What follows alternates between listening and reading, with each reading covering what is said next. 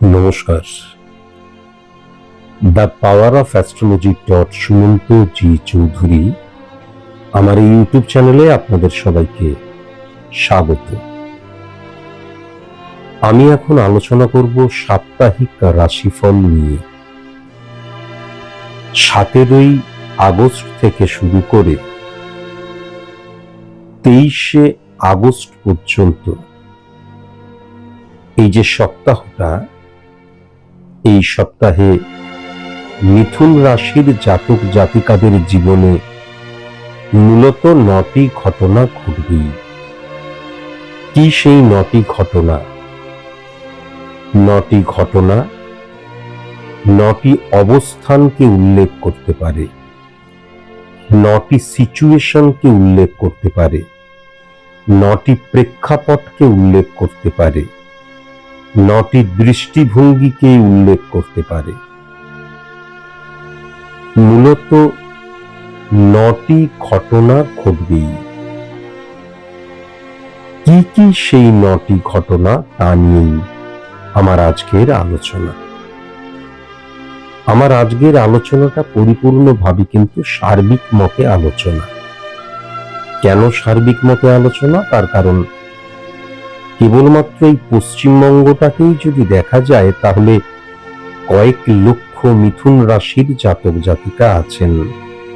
প্রত্যেকের date of birth, time of birth, place of birth আলাদা, সুতরাং জন্ম ছক আলাদা, সুতরাং স্পট ইমপ্লিমেন্টেশন ছক আলাদা, সুতরাং কালপুরুষ ছক আলাদা।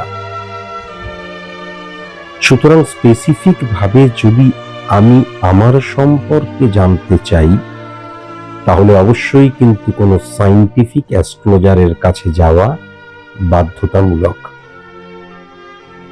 এখন সায়েন্টিফিক অ্যাস্ট্রোলজার কি? পশ্চিমবঙ্গে প্রত্যেকটি অ্যাস্ট্রোলজার নিজেকে সায়েন্টিফিক অ্যাস্ট্রোলজার হিসেবে দাবি করেন। সায়েন্টিফিক অ্যাস্ট্রোলজার কখনো জন্মছক দ্বারা প্রেডিকশন করেন না। কেন জন্মছক দ্বারা প্রেডিকশন করেন না?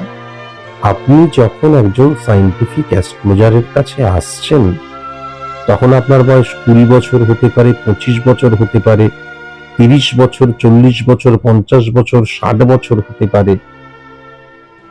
জন্মছক মানে কি? আমি যখন জন্মাচ্ছি তখন যে প্ল্যানেটরি সিচুয়েশন তার দ্বারা ক্যালকুলেট করে যে ছকটি ক্রিয়েট করা হয়। তাহলে আমার বয়স যদি 25 বছর হয় তাহলে 25 বছর আগে আমি যখন জন্মেছিলাম তখন প্ল্যানেটরি যে সিচুয়েশন ছিল তার দ্বারা ক্যালকুলেট করে যে ছকটি ক্রিয়েট করা হয়েছিল, 25 বছর পরেও সেই প্ল্যানেটরি সিচুয়েশন বা গ্রহগত অবস্থানের কোনো পরিবর্তন হবে না। নিজেকে একবার চিন্তা করে দেখবেন, নিজেকে একবার প্রশ্ন করে দেখবেন। সুতরাং যখনই আপনার 25 বছর, 30 বছর, 35 বছর, 40 বছর বয়স, আপনি যখন যে অ্যাস্ট্রোলজারের কাছে যাচ্ছেন তিনি যখন আপনার জন্মছক দ্বারা প্রেডিকশন করছেন, তার মানে 25 বছর, 30 বছর, 35 বছর, 40 বছর আগেকার প্ল্যানেটরি সিচুয়েশন দ্বারাই কিন্তু তিনি ক্যালকুলেশন করছেন এবং প্রেডিকশনে আসছেন। এটা ঠিক নয়। একজন সায়েন্টিফিক অ্যাস্ট্রোলজার কিন্তু জন্মছক দ্বারা pure science, pure calculation, pure ম্যাথের মধ্যে দিয়ে স্পট ইমপ্লিমেন্টেশন ছক ক্রিয়েট করেন। জন্মছক এবং স্পট ইমপ্লিমেন্টেশন ছককে ট্যালি করে তিনি কিন্তু প্রেডিকশন করেন।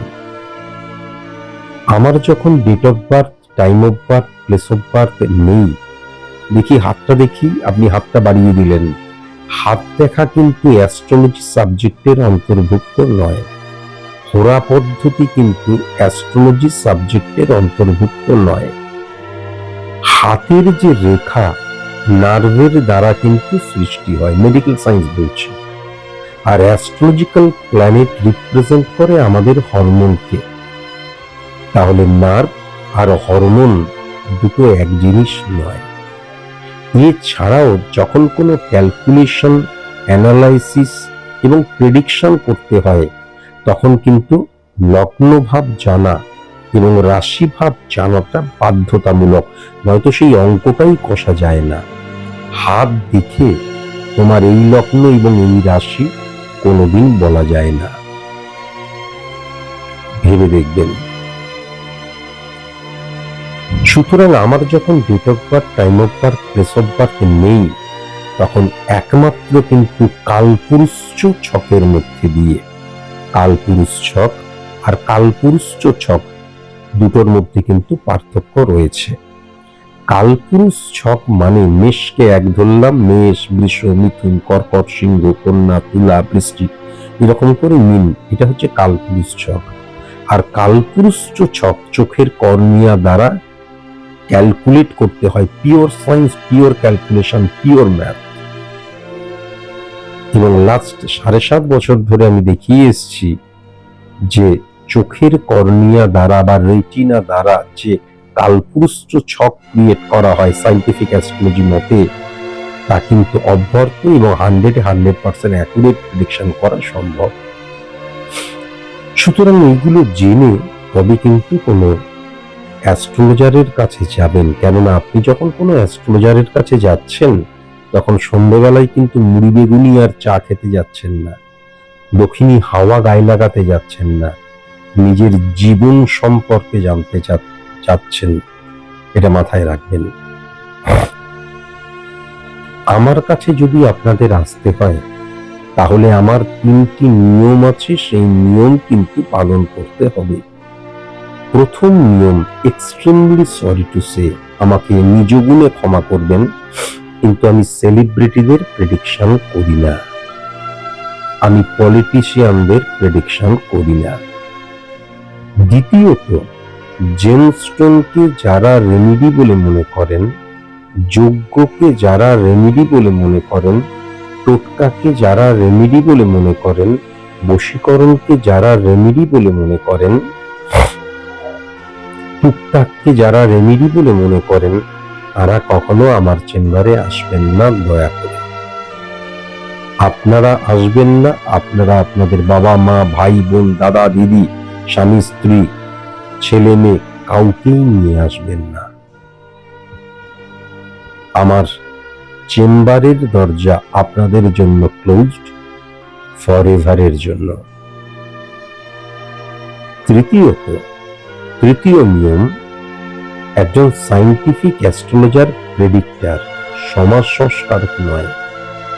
তিনি আপনার পজিটিভ সাইড নিয়ে কিছু বলবেনই না। কেন না, পজিটিভ সাইডকে কিন্তু রেকটিফাই করার প্রয়োজন পড়ে না।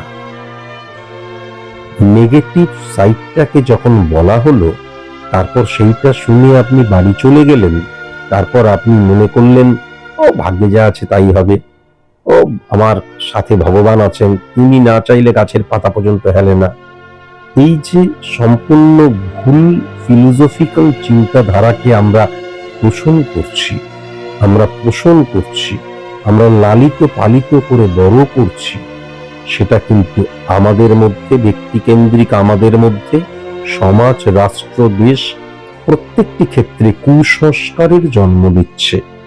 তাই জন্যই কিন্তু God is dedication, combination of all wills and thinkings, সেটাকে না মেনে আমরা ভগবানের কাছে ভিক্ষা করতে চাই, ভগবানের কাছে ভিক্ষা চাইতে যাই। এবং তাই জন্যই কিন্তু আমরা জাগ্রত দেবদেবীর স্থানে গিয়ে বটবৃক্ষের চারিপাশে সুতলি বাঁধছি, অসত্য গাছের চারিপাশে সুতলি বাঁধছি। ঠিক নয়। আসল যেইটা কর্ম, সেই কর্মটাই করছি না। Success is the maximum utilisation of ability that you have.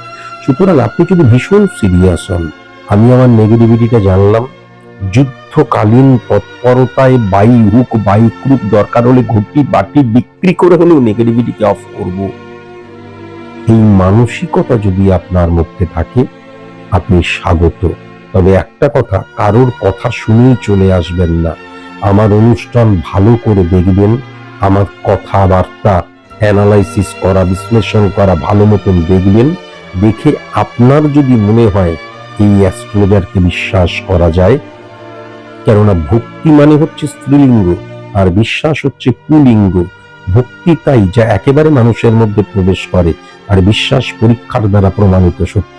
সুতরাং মনের মধ্যে যদি বিশ্বাস থাকে তবেই কিন্তু আপনি আমার কাছে আসবেন। তা না হলে কিন্তু কারোর কথা শুনে চলে এলাম, অথচ আমি আপনাকে চিনি না, আপনি কিভাবে বিশ্লেষণ করে কিচ্ছু জানি না, আসবেন না। এটা কিন্তু আমার অনুরোধ রইল। এখন মিথুন রাশির জাতক জাতিকাদের ক্ষেত্রে প্রথম অবস্থায় আমি যেটা লক্ষ্য করতে পারছি, তাদের কিন্তু হঠাৎ করে চাপা ক্রোধের জায়গাটা লক্ষ্য করা যাচ্ছে। সেটাকে কিন্তু কন্ট্রোল করা ভীষণ প্রয়োজন। হ্যাঁ, হঠাৎ করে দেখা গেল 24 ঘন্টার মধ্যে 8 ঘন্টা 15 মিনিট রেগে গেলাম, রেগে গিয়ে ভুল কাজ করতে শুরু করলাম। এখান থেকে ভেরি ভেরি কসাস এবং কনসাস অবশ্যই কিন্তু হওয়া প্রয়োজন। হঠাৎ করে কিন্তু লেথার্জিটিক ব্যাপারটা চলে এলো, কর্মটাকে আমি আর প্রাধান্য দিলাম না। এখান থেকেও কিন্তু ভেরি ভেরি কসাস এবং কনসাস অবশ্যই হওয়া প্রয়োজন। আমি যেন থেমে না যাই, আমার শরীর খারাপ হতে পারে, মন মানসিকতা ড্যামেজ হতে পারে, কর্মটা যেন করে যাই, কন্টিনিউ যেন হয়, স্লথ গতিতে হোক তবুও যেন হয়, কখনো যেন থেমে না যায়। কিন্তু সেকেন্ড হাউসটা টেরিফিক হয়ে রয়েছে। সেকেন্ড হাউসে গজকেশরী যোগ সৃষ্টি হয়েছে, ভাবগতভাবে বৃহস্পতি তুঙ্গস্থ হয়ে রয়েছে। সুতরাং অর্থনৈতিক জায়গাটা টেরিফিক আমি লক্ষ্য করতে পাচ্ছি, এবং সঞ্চয়ের জায়গাটাও কিন্তু টেরিফিক আমি লক্ষ্য করতে পাচ্ছি। 3 নাম্বার ঘরটাও কিন্তু টেরিফিক, কেননা রাজযোগের আন্ডারে চলে এসছে।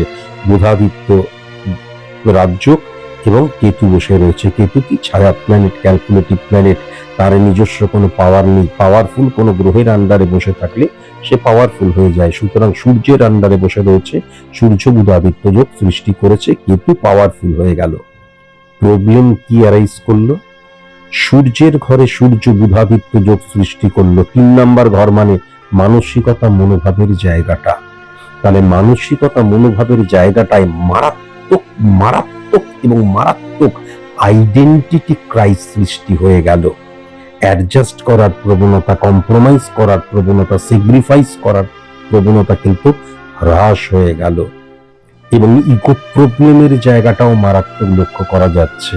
সূর্য কিন্তু ফ্লাকচুয়েশনের কারকতা, তাই জন্য মানসিকতা মনোভাবের মধ্যে কিন্তু ফ্লাকচুয়েশনের জায়গাটাও মারাত্মকভাবে লক্ষ্য করা যাচ্ছে।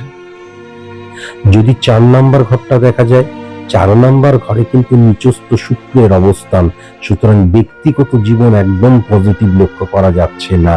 মিথুন রাশির জাতকদের ক্ষেত্রে কিন্তু ওয়াইফ দ্বারা প্রতিবন্ধকতা, স্যাটিসফ্যাকশন বিহীন হয়ে যাওয়া, বা দেখা যাচ্ছে ওয়াইফ এমন কিছু করছে যার জন্য আমি আমার পরিবারের সুখ হট সিচুয়েশন ক্রিয়েট হয়ে যাচ্ছে, এটা কিন্তু মারাত্মক রকমের লক্ষ্য করা যাচ্ছে।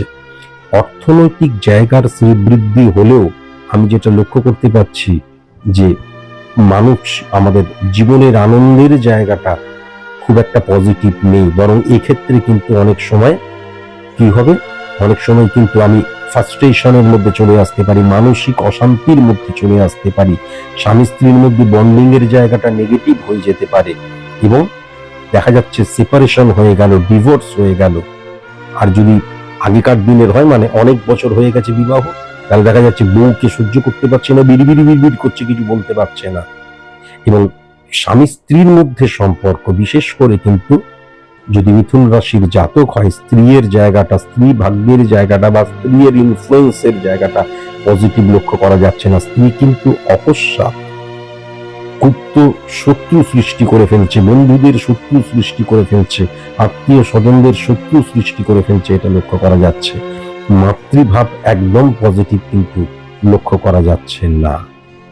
ভেরি ভেরি কসাস এবং কনসাস অবশ্যই থাকা প্রয়োজন। আমি আবার বলছি, চলতে চলতে হঠাৎ করে থেমে যেতে পারি, চলতে চলতে হঠাৎ করে রুট চেঞ্জ করে ফেলতে পারি, চলতে চলতে হঠাৎ করে দেখা গেল ইল্লিগ্যাল অ্যাক্টিভিটিসে জড়িয়ে পড়তে পারি, চলতে চলতে হঠাৎ করে অবৈধ কোনো সম্পর্কে জড়িয়ে গিয়ে শান্তিটা বিঘ্ন ঘটলো, এটাও লক্ষ্য করা যাচ্ছে। হ্যাঁ, ফ্যামিলি ফ্রেন্ড থেকে ভেরি ভেরি কসাস এবং কনসাস অবশ্যই কিন্তু হওয়া প্রয়োজন। 5 নাম্বার ঘরটা যদি দেখা যায়, তাহলে সেক্ষেত্রে কিন্তু 5 নাম্বার ঘরের যে অবস্থান, সেই 5 নাম্বার ঘর, প্রথমত আমি আবার বলছি, বৈবাহিক জীবনে এই সময়ের মধ্যে ছাড়াছাড়ি, ডিভোর্স বা সেপারেশনের জায়গা সবচেয়ে বেশি কিন্তু আমি মিথুন রাশির জাতক জাতিকার মধ্যেই লক্ষ্য করতে পারছি। এখন ইম্পর্টেন্ট ফ্যাক্টর যেটা হচ্ছে, আমার মধ্যে শুক্র মানে কি? শুক্র মানে হচ্ছে লাক্সারিয়াস লাইফ লিড করা। লাক্সারিয়াস লাইফ লিড করা মানে কি? আমি যে সিচুয়েশনটা ফেস করছি সেটাকে ওভারকাম করা। কেননা আমাদের মতন সাধারণ নিম্ন মধ্যবিত্ত মানুষের লাক্সারিয়াস লাইফ মানে আমরা সিচুয়েশন যেটা ফেস করছি সেটাকে ওভারকাম করা। আমরা আম্বানিজি নয়, আম্বানিজি আর স্যার সুমন্তজি চৌধুরীর মধ্যে অনেক পার্থক্য রয়েছে। তাহলে আমার এমন দৃষ্টিভঙ্গি, আমার এমন ক্রিয়াকলাপ এবং সাপোর্টের জায়গাটা অকস্মাৎ ডিটোরিয়েট করে যাওয়া, আন্ডারস্ট্যান্ডিং এর জায়গাটা অকস্মাৎ ডিটোরিয়েট করে যাওয়া, দৃষ্টিভঙ্গির মধ্যে হঠাৎ করে কিন্তু ফ্লাকচুয়েশন এবং ইলিউশন, আবেগ, ইমোশনের জায়গা, এবং সুদূর প্রসারী কোনো সিদ্ধান্তকে আগে থেকেই আমি প্রেডিক্ট করলাম যে এইটাই বোধহয় হবে, এইটা ধরে নিয়ে যখনই আমি কাজ করতে শুরু করব, তখনই কি হয়ে যাচ্ছে, আমার সফলতার জায়গাটা হ্যাম্পার হতে পারে। মূলত বুদ্ধিকে সঠিক মতন ব্যবহার করার জায়গাটা ঠিক আছে। মিথুন রাশির জাতক জাতিকাদের ক্ষেত্রে অর্থ হয়তো আসবে, কিন্তু শান্তি হারিয়ে যাবার জায়গা, স্যাটিসফ্যাকশনের জায়গাটা হয়তো থাকছে, কিন্তু সম্পর্ক দূষণের জায়গা বা ভুল বোঝাবুঝির জায়গাটা মারাত্মকভাবে লক্ষ্য করা যাচ্ছে। অবৈধ সম্পর্কের সাথে যুক্ত হওয়ার জায়গাটা মেন্টালি মারাত্মক লক্ষ্য করা যাচ্ছে। আর মেন্টালিটা হচ্ছে, মেন্টালি যদি এই ধরনের রিয়াকশন, রিপারকেশন সৃষ্টি হয়, ফিজিক্যালি কিন্তু অবৈধ সম্পর্কের চাইতেও ডেঞ্জারাস হয়। এবং সবচেয়ে বড় কথা, স্বামীর স্ত্রী, স্ত্রীর স্বামী, মানে ব্যক্তিগত জীবনে দুজন দুজনের বিরুদ্ধে মারাত্মক অভিযোগ থাকবে, এটাও লক্ষ্য করা যাচ্ছে। 5 নাম্বার ঘর দ্বারা কিন্তু সন্তানের জায়গাটাও লক্ষ্য করা যায়। সন্তানের জায়গাটা একদম কোলাপস করে গেছে কিন্তু মিথুন রাশির জাতক জাতিকাদের। ভেরি ভেরি কসাস এবং কনসাস হওয়া প্রয়োজন। সন্তান ভুল কাজে নিযুক্ত হতে পারে, সন্তান ভুল প্রেমজ জীবন যাপন করতে পারে, সন্তানের মধ্যে অবৈধ আসক্তি চলে আসতে পারে। হ্যাঁ, এবং মঙ্গল শুক্রের অবস্থান, মোবাইল ফোবিয়া, সোশ্যাল মিডিয়া দ্বারা আসক্ত, এগুলোও কিন্তু লক্ষ্য করা যাচ্ছে। ভুল মানুষের সাথে বন্ধুত্ব স্থাপন, এগুলোও কিন্তু লক্ষ্য করা যাচ্ছে। যদি খুব ভালো মতন 1 2 3 4 5 6 যদি খুব ভালো মতন 6 নাম্বার ঘরটা লক্ষ্য করা যায়, তাহলে 6 নাম্বার ঘরটা খুব একটা নেগেটিভ নেই। শত্রু বৃদ্ধি হবে, কিন্তু ঋণ বৃদ্ধি হবে না, ঋণ বরঞ্চ আস্তে আস্তে কমবে। হ্যাঁ, হঠাৎ করে কিন্তু হার্ট রিলেটেড প্রবলেম, তলপেট রিলেটেড প্রবলেম, মূত্রাশয় রিলেটেড প্রবলেম, রক্ত related problem, sugar, BP high related problem, spinal cord related problem, হ্যাঁ, এগুলো কিন্তু মারাত্মকভাবে লক্ষ্য করা যাচ্ছে। নার্ভ রিলেটেড প্রবলেম মারাত্মক কিন্তু লক্ষ্য করা যাচ্ছে। ভেরি ভেরি কনসাস এবং কনসাস অবশ্যই হওয়া প্রয়োজন। সার্ভিস হোল্ডারদের এই সময়টা কিন্তু একদম কর্মের মধ্যে দিয়ে কাটিয়ে দেওয়া উচিত। দেখবে, শুনবে, বলবে না, খাবার পেলে ছাড়বে না। অর্থাৎ অপরচুনিটি পেলে ক্যাচ কর, কিন্তু কোনো কথায় কোনো ইন্টারফেয়ার করবে না, কোনো গসিপে কান দেবে না, কারোর সাথে গসিপ করবে না। এবং অপোজিট সেক্সের কলিগস থেকে ভেরি ভেরি কনসাস এবং কনসাস অবশ্যই হওয়া প্রয়োজন। অবৈধ সম্পর্ক বা অনৈতিক ক্রিয়াকলাপ বা মানে অন্যের দ্বারা প্রভাবিত হয়ে যাবার জায়গাটাও কিন্তু অপোজিট সেক্স থেকেই লক্ষ্য করা যাচ্ছে। বসের সাথে আমার খুব ভালো সম্পর্ক, কিন্তু বসকে নিয়ে এমন কিছু আমি বললাম, দেখা গেল অপোজিট সেক্স আবেগে আমি বলে ফেললাম, সে গিয়ে লাগিয়ে দিল, এটাও কিন্তু লক্ষ্য করা যাচ্ছে। কেমন? তাহলে এক্ষেত্রে কিন্তু সার্ভিস হোল্ডারদের ক্ষেত্রে মারাত্মক উন্নতির জায়গা সেটা লক্ষ্য করা যাচ্ছে না। এই সময় কর্মত্যাগ বা কর্ম পরিবর্তন কখনো করা উচিত নয়। সার্ভিস পাওয়ার জন্য যারা এক্সাম দিচ্ছ, এই সময় নিজেদেরকে তৈরি করো। এই সময় যদি তোমাদের ইন্টারভিউ পরে সঠিক ক্র্যাক করতে পারবে না, এটা কিন্তু পরিষ্কার লক্ষ্য করা যাচ্ছে, যদিও আমি সার্বিক মতে আলোচনা করছি। 7 নাম্বার ঘরটা কিন্তু টেরিফিক হয়ে রয়েছে। মিথুন রাশির জাতক জাতিকাদের ক্ষেত্রে বিজনেসের ক্ষেত্রটা কিন্তু টেরিফিক হয়ে রয়েছে। প্রফেশনালি যদি লক্ষ্য করা যায় তাহলে কিন্তু টেরিফিক হয়ে রয়েছে, কিন্তু যেখানে সূর্য উচ্চস্থ হয়ে থাকে সেখানে কোনো মতেই কিন্তু কোনোভাবেই কিন্তু কখনো কি হয়, পার্টনারশিপ বিজনেসের জায়গাটা পজিটিভ হতে পারে না। কোনো মতেই কিন্তু পার্টনারশিপ বিজনেসের জায়গাটা পজিটিভ হতে পারে না, বরং আমি একা বিজনেস করছি এটা পজিটিভ। আবার ইম্পর্টেন্ট ফ্যাক্টর 7 নম্বর ঘরের রিফ্লেকশন উচ্চস্থ, দেখা যাচ্ছে আমার ওয়াইফ বা আমার হাজবেন্ড আমার জন্য স্যাক্রিফাইস করছে, কম্প্রোমাইজ করছে, আমার জন্য পরিশ্রম করছে, আমার সংসারকে সুখী করার জন্য অনেক চেষ্টা করছে, কিন্তু ইগো প্রবলেম এবং অ্যাডজাস্ট করা, কম্প্রোমাইজ করা, স্যাক্রিফাইস করা এইগুলো না করতে পারার জন্য আমার স্বামী স্ত্রীর মধ্যে সম্পর্কটাও খারাপ হয়ে যাচ্ছে। এবং সবচেয়ে বড় কথা, ইগো প্রবলেম কিন্তু মারাত্মক থাকবে। স্বামী যদি স্ত্রীকে সরি বলে তাহলেই কিন্তু সব সমস্যা মিটে যায়। স্বামীও স্ত্রীকে সরি বললো না, স্ত্রীও স্বামীকে সরি বললো না। আর সেকেন্ড কথা, মঙ্গল বুধের অবস্থান, সুতরাং ইলিউশন, আবেগ, ইমোশন, ও ভুল করেছে ও আগে বলুক, এ বলবে ও ভুল করেছে এ আগে বলুক। এবং আমার ফ্যামিলি ফ্রেন্ড যারা বা কাছের আত্মীয় স্বজন, না না একদম তুই সরি বলতে যাবি না, তুই কি ভুল করেছিস, ও সরি বলুক, এই মানসিকতার জায়গাটাও মারাত্মকভাবে লক্ষ্য করা যাচ্ছে। রেকটিফিকেশন মাস্ট, মাস্ট এবং মাস্ট। যদি খুব ভালো মতন 8 নাম্বার ঘরটা লক্ষ্য করা যায়, 8 নাম্বার ঘর আমি যেটা বারংবার ধরে বলার চেষ্টা করছি, মনের দিক দিয়ে এবং দৃষ্টিভঙ্গির দিক দিয়ে, মানসিকতা মনোভাবের দিক দিয়ে অতি উচ্চস্থ হয়ে রয়েছে, বলবান হয়ে রয়েছে, কিন্তু আমি ঠিক, আমার মতন করেই সবকিছু হতে হবে, আমি যেটা বলছি সেটা ঠিক, আমি যেটা পছন্দ করছি সবাইকে পছন্দ করতে হবে, নট নেসেসারি শুধুমাত্র পার্সোনাল লাইফ বলে নয়, এটা প্রত্যেকটা ক্ষেত্রে লক্ষ্য করা যাচ্ছে।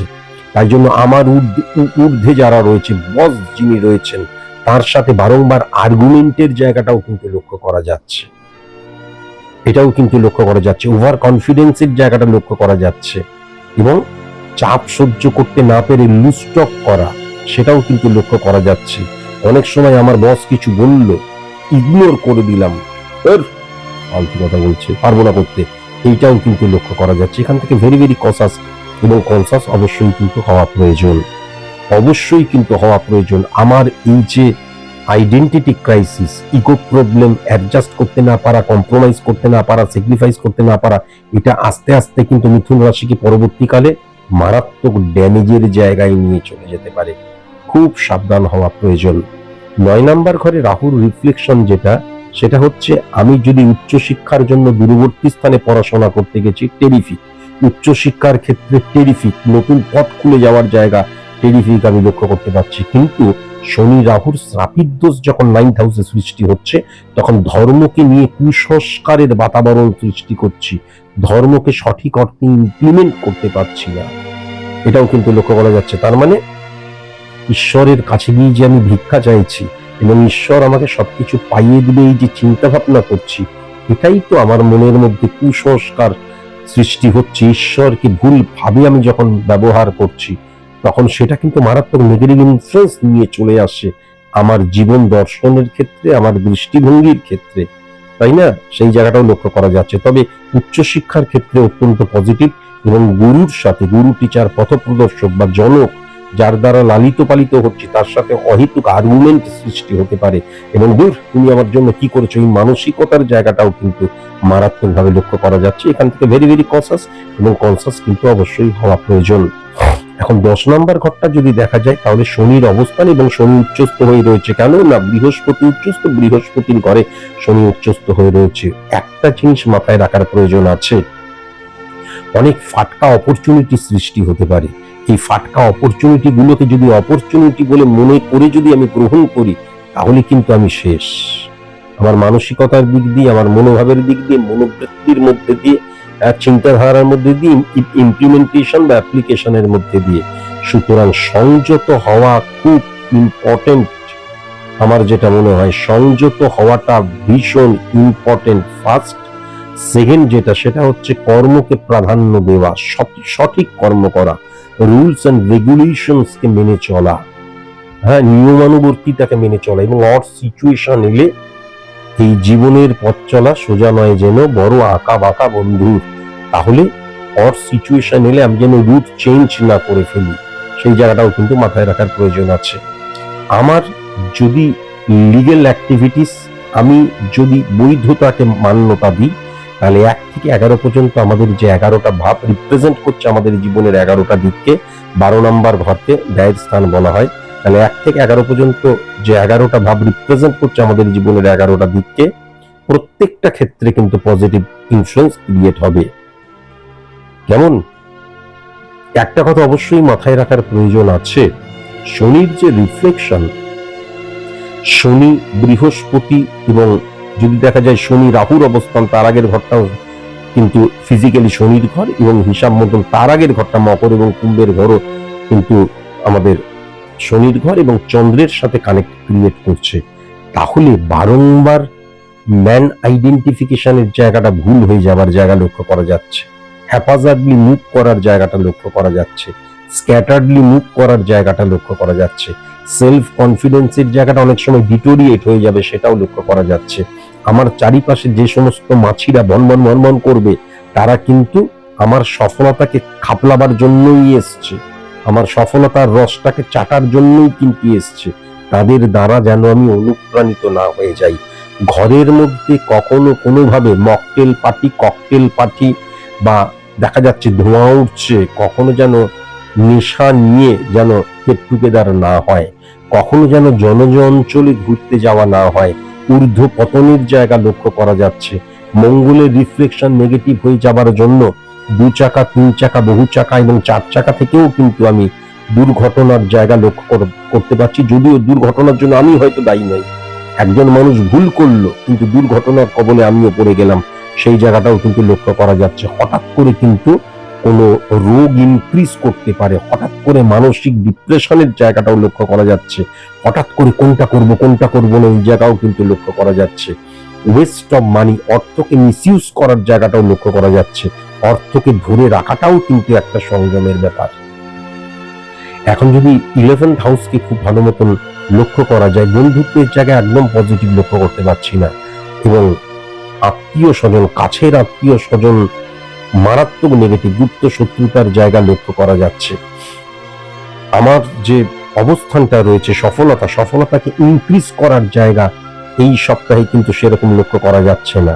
স্টেবল করতে গিয়ে প্রবলেম ক্রিয়েট হবে, কেননা ফ্লাকচুয়েশনের জায়গাটা মারাত্মক লক্ষ্য করা যাচ্ছে, এবং সেই স্থানকাল পাত্র অনুযায়ী আমার মনও কিন্তু রিয়াক্ট করতে আরম্ভ করবে, সেটাও কিন্তু আমি দেখতে পাচ্ছি। যেমন কর্মফলের জায়গাটা, যেই কর্মটা করব সেই কর্মের ফলটাই আমি পাবো, কিন্তু মাথায় রাখার প্রয়োজন আছে কর্মটা হঠাৎ করে ভুল করে ফেলতে পারি, মনে করতে পারি যে চুরিবিদ্যা মহাবিদ্যা যদি না পড়ো ধরা, কিন্তু ক্রাইম ডাজ নট পে। সবসময় সিসিটিভি ক্যামেরার বা ফুটেজের প্রয়োজন পড়ে না, অনেক সময় কর্মফলের মধ্যেই তার রিফ্লেকশন ক্রিয়েট হয়। কেমন? আর 12 নম্বর ঘরে যে আমি যে শুক্রের অবস্থান লক্ষ্য করতে পারছি, সেই শুক্র কিন্তু 1, 2, 3, 4 4 নম্বর ঘরকে হিট করছে। বারবার ধরে বলছি, ব্যক্তিগত জীবনটা কিন্তু মারাত্মক নেগেটিভ লক্ষ্য করতে পারছি, এবং অড সিচুয়েশন থেকে বেরিয়ে আসার জন্য, বা আমি এখন ভালো আছি, জৈবিক চাহিদা পরিপূরণের জন্য আমি কিন্তু অনেক সময় ভুল রাস্তা অ্যাপ্লাই করতে পারি। অনেক সময় সেক্সুয়াল চাহিদা পরিপূরণের জন্য বা ইন্টারনাল কামনার জন্য মানসিকভাবে হঠাৎ করে কিন্তু আমি চরিত্রহীন হয়ে উঠতে পারি। ফিজিক্যালিও লক্ষ্য করা যাচ্ছে, কিন্তু মানসিকভাবে বেশি পরিমাণে, তার ফলে কিন্তু ব্যক্তিগত জীবনের মধ্যে মারাত্মক একটা প্রতিবন্ধকতা, অ্যাডজাস্ট করার ক্ষমতা কিন্তু হারিয়ে যাবার জায়গা লক্ষ্য করা যাচ্ছে, এবং যে কোনো প্রবলেমে কিন্তু উস্কানি দেবার মানুষের অভাব হবে না, এটাও কিন্তু লক্ষ্য করা যাচ্ছে। আজকের মতন এটুকুই, নমস্কার।